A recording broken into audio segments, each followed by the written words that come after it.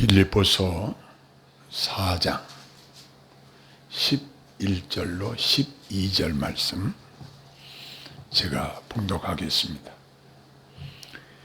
내가 궁핍함으로 말하는 것이 아니니라.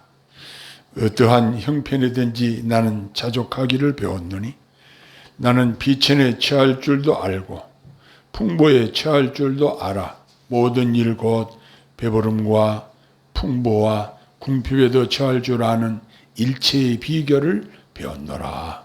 아멘.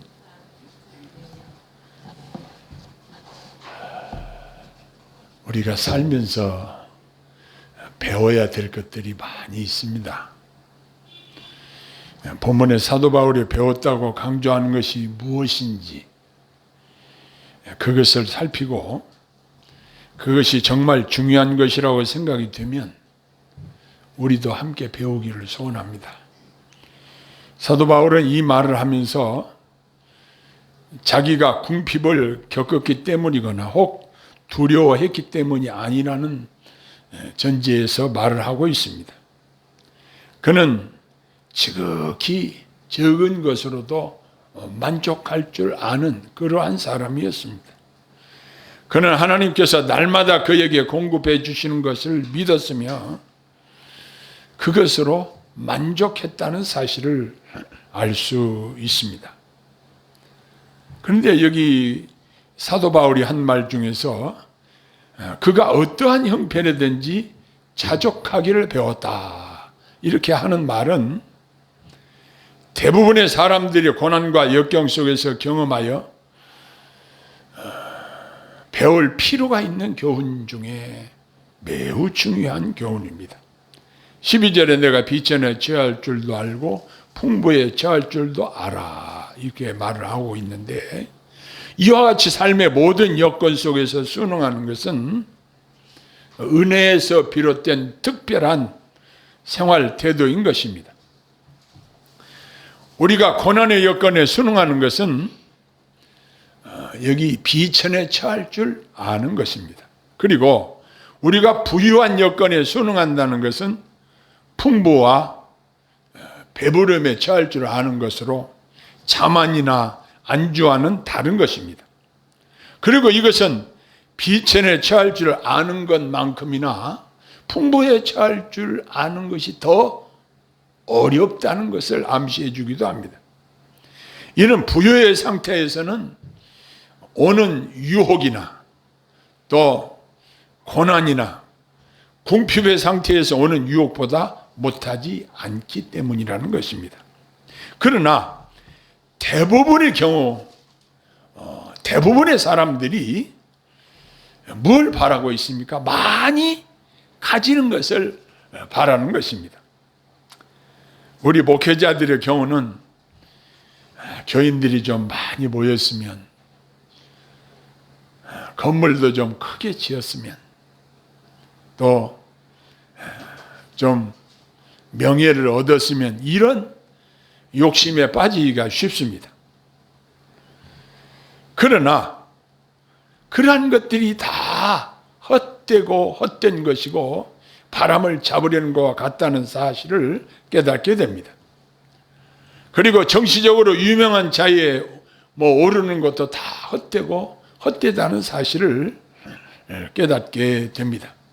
그러나 이러한 헛수고를 사람들이 그걸 얻기 위해서 노력을 하고 수고를 하고 애쓰고 그러는데 하나님 보시기에는 별거 아닌 것들이에요. 하나님 보시기에는 다 분토와 같은 것들이에요. 그런데 우리 인간들은 대부분 욕심에 이끄는 대로 생각하고 행동하는 경우들이 대부분이라는 사실입니다. 성경의 야고보 사도를 통해서 우리에게 실질적으로 경고하신 바는 욕심이 잉태한 즉 죄를 낳고 또 죄가 장성한 즉 사망을 낳게 된다. 이러한 말씀을 분명하게 말씀해 주셨습니다. 자, 그러면 어떻게 비천에 처할 줄도 알고 풍부에 처할 줄도 아는 방법을 배워야 할까요? 내가 처한 형편이 어떠하든지 나 스스로 만족하게 생각하는 것을 배워야 한다는 것입니다. 사람들의 욕심은 끝이 없어서 많이 가지면 더 많이 가지고 싶어 합니다. 그러나 하나님께서는 우리들에게 비록 가진 것이 적게 느껴지더라도 감사하고 만족하게 생각하고 사는 비결을 배우라는 것입니다. 우리가 살면서 느끼는 것은 우리 하나님은 우리의 필요를 따라 공급하신다는 것이 확실하다는 것입니다. 구약시대의 광야에서 이스라엘 백성들이 날마다 농사를 지은 것도 아니고 장사를 한 것도 아니고 그들이 먹고 살 것을 어떻게 해결했습니까? 매일 새벽에 광야에 나가면 그날 먹을 일용할 만나를 하늘로부터 내려주셨어요. 많이 거둔 자도 남지 않고 적게 거둔 자도 모자라지 않도록 하나님께서 그날 필요한 양식들을 내려주셨어요. 날마다 하나님의 백성들에게 일용할 양식을 공급하시는 하나님께 감사와 찬양을 드림이 그들은 마땅했던 것입니다. 자, 그러면 그런 하나님이 오늘날 우리들에게는 어떠하신가?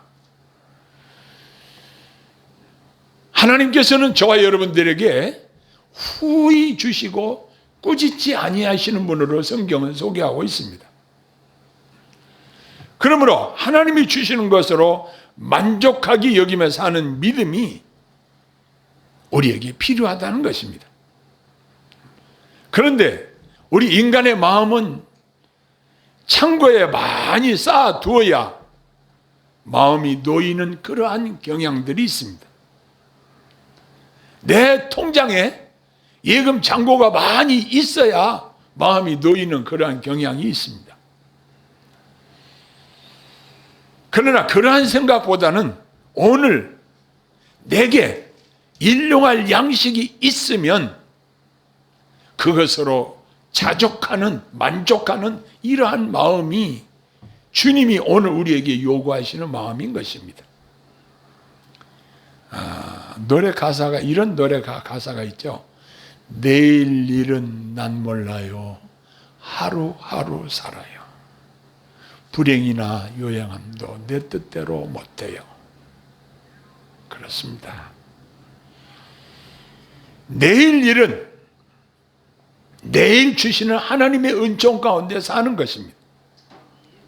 앞으로 닥칠 일을 끌어다가 걱정하고 근심하면서 사는 것은 믿음으로 사는 삶과는 확실하게 다른 것입니다.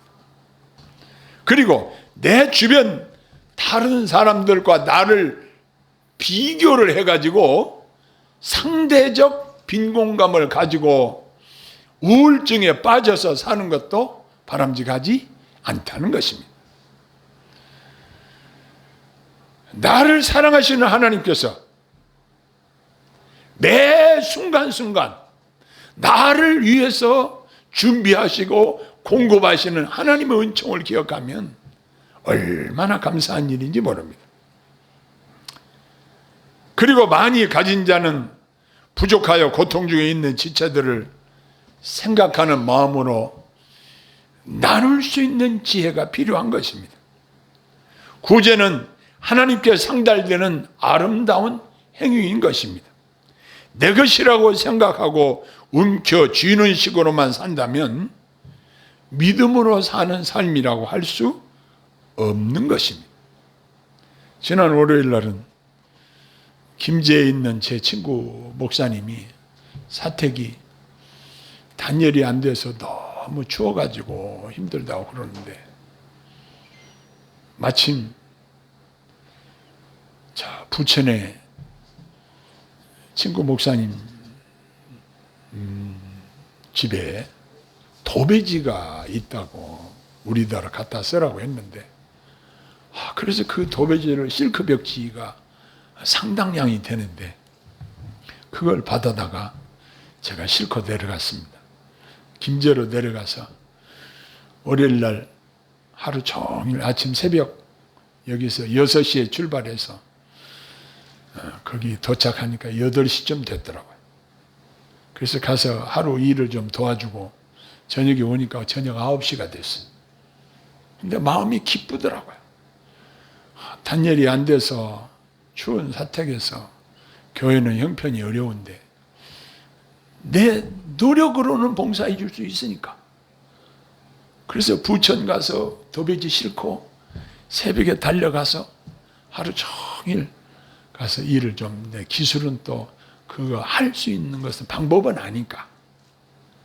목포에서 오신 또 친구 목사님 한 분 있고 그래서 새 목사님이 거기서 그 사택 단열 공사를 했습니다. 그리고 왔는데 몸은 피곤한데 마음이 얼마나 기쁜지 몰라요. 내가 할 수 있는 일로 돕는 거예요. 나한테 없으니까 친구가 또 필요한 것을 공급해 주어서 그걸 또 저는 거저 받아서 거저 갖다 준 거예요. 그런데 내 안에 계신 성령께서 기뻐하시는 것을 느껴요. 이야, 참 하나님의 은혜가 감사하다. 성경에는 우리 그리스도인들의 풍성한 삶의 원리를 누가복음 6장 38절에 주라 그리하면 너에게 줄 것이니 후이되어 누르고 흔들어 넘치도록 너에게 안겨주리라. 너희가 헤아리는 그 헤아림으로 너희도 헤아림을 도로 받을 것이니라. 이렇게 말씀하셨어요. 우리의 시선을 나의 쓸 것을 예비하시고 공급하시는 하나님을 바라보면서 사는 믿음이 있어야 할 것이고, 내게 하나님께서 허락하신 것을 다른 지체들과 나누는 이러한 지혜도 우리가 배워야 할 것입니다. 지금 우리가 읽은 본문은 사도 바울이 옥중에서 고통 중에 빌립보 교회 성도들을 위해서 쓴 편지입니다. 얼마나 힘들고 고통스럽겠는가 생각이 듭니다. 그럼에도 불구하고 그는 자족하기를 배운다고 말하고 있습니다. 자기만 배우는 것이 아니라 빌립보 교회 성도들에게도 함께 이 자족하는 비결을 배울 것을 권면하는 내용이기도 합니다. 뉴스에 보니까 목선에 미얀마 난민들이 가득 타고 있는 영상을 보았습니다. 그들이 다른 나라에 정착해서 살려고 배를 타고 이동을 해서 도착해 보니 자기들을 받아줄 나라가 없는 거예요. 배에 얼마나 적은 목선에 사람들이 가득 탔는지 바람이 불면 그냥 침몰하겠더라고요. 야, 저러다가 몰살하는 거 아닌가. 너무 불쌍해요. 얼마나 춥고 배고프고 고통스럽겠는가, 이런 생각을 해봅니다. 그러나 우리 대한민국 국민들인 저와 여러분들은 법의 보호를 받고 평화롭게 살면서 각종 사회보장제도가 잘 되어 있습니다. 그래서 비교적 많은 것들을 누리고 문화생활을 하고 있다고 봐야 합니다. 따지고 보면 하나님께 감사할 것들이 너무나도 많은 것입니다. 이제 우리의 본향은 하나님 나라입니다. 이 땅은 잠시 나그네로 지내는 기간입니다. 이 땅에 사는 동안에 하나님의 뜻을 준행하면서 감사하면서 살다가 주님이 부르시면 주 예수여 내 영혼을 받으시옵소서 하고 빈손으로 주님 앞에 가는 것입니다. 자, 그러면 오늘 비천에 처할 줄도 알고 풍부에 처할 줄도 아는 일체의 비결을 배웠다고 그러는데, 이 말씀 우리 삶에 한번 적용을 시켜보는 것도 좋을 것 같습니다. 제 선배 목사님이 이런 이야기를 하셨습니다. 성결교회에 거물급 인사이셨던 모 목사님이, 그분은 옷을 맞출 때 일부러 길게 맞춘대요. 왜 그럴까요? 그게 떨어지면 안으로 넣어서 다시 만들어서 입으려고. 그 이야기를 들은 지가 오래입니다. 오래인데 그분은 신학교 교수도 하고 책도 많이 쓰시고 참 유명하신 분인데, 그런 삶의 태도를 이야기를 하시더라고요. 저는 잊혀지지 않습니다. 거기에 비하면 우리는 너무 많은 것들을 누리고 사는 거죠. 자, 우리가 의식주 문제를 식사 문제를 한번 생각해 볼까요? 몸에 좋다고 하는 비싼 음식들, 꼭 그것을 먹어야 몸에 좋을까요? 요즘 제일 좋은 음식은 제가 볼 때는 무 같습니다. 무가 얼마나 싸고 많고 흔한지. 제가 시장에 가서 무를 샀는데 사람 머리통만 식은 것을 5개를 묶어가지고 5천 얼마인가 6천 얼마 이렇게 파는데 들 수가 없을 정도로 무거워요. 무 한 단이 얼마나 크고 좋은지. 지금 밭에서는 수확을 안 해가지고 수확하는 인건비가 안 나와서 밭에서 그냥 얼려서 다 버리고 있는 무들이 얼마나 많은지 몰라요. 이야, 사람들이 배가 불렀다. 저희 동네도 막 엄청나게 넓은 무밭이 수확을 한 거 그대로 있어요. 그냥 가서 뽑아다가 김치 담으면 맛있게 먹을 수 있는 그런 무들이 많아요. 이야, 배가 많이 불렀어.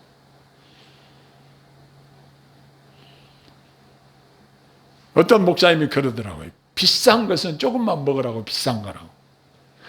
우리가 한 끼를 해결하는데도 꼭 돈을 많이 주고 비싼 것을 먹어야 좋은 것은 아닙니다.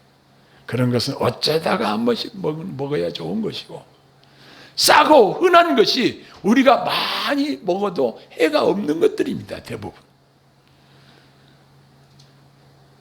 먹는 문제에 대해서도 욕심을 낼 필요가 없습니다.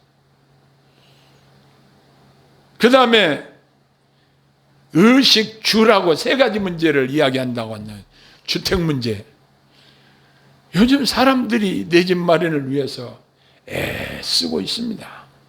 그러나 내 집, 이 세상에 내 집이 어디 있습니까? 하나님 나라에 하나님이 예비하신 집이 최고지. 이 땅에 내 것이 어디 있습니까?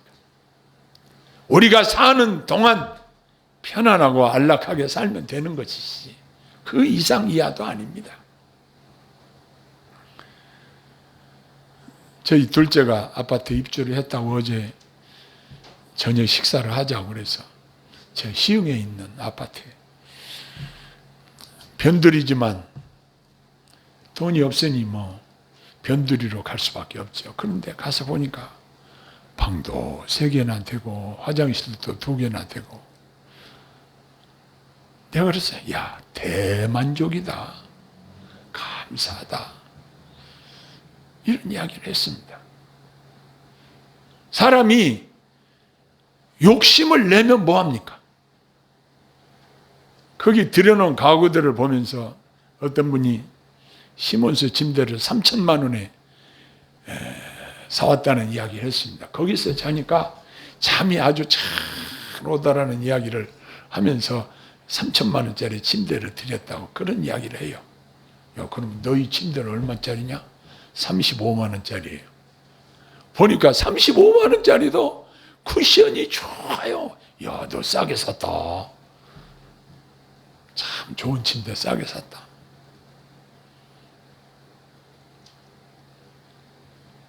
우리가 3천만 원짜리 침대에서 꼭 자야 한다면 자야죠. 자는 사람들을 정죄할 필요는 없어요. 그러나 하나님이 내게 주신 것들은 적당하게 주신 거예요.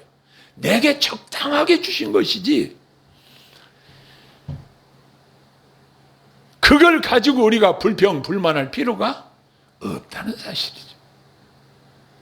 정말 하나님이 내게 적절한 때에 적절한 방법으로 적당량을 주시는 거예요. 그러나 우리는 욕심이 너무 많아가지고 많은 것을 가지고 싶고 남보다 더 가지고 싶은 것이 인간의 욕심입니다. 그러나 욕심의 결과는